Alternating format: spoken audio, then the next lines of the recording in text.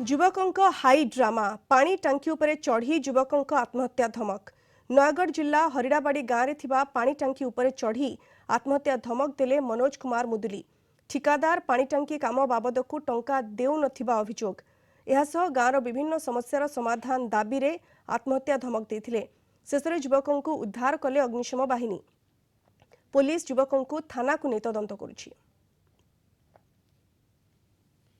आत्महत्या आज्ञा नुहे उद्देश्य थिला हमर गाँ लोक मत सकाळू कहले तू कहितलु ए काम सब हबो बोले तू कहितलु कंपनी साथे मोटे भल संपर्क थिला।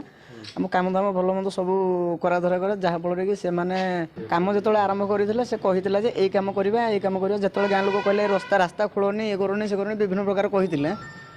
से टाइम रे से मते डके सब मो समाधान भल मंद जोड़ा जिन जहाँ हवा कथा करा एबे कहले कहते एबे से काम एबे करि हबने से एनएससी करिवो। एनएससी कहीं करबा काली तांको कहले जे से रास्ता केबे बनेबा से कहले एटा एबे बनेबनी न बनेले मो चाबी पकई देबी खोला।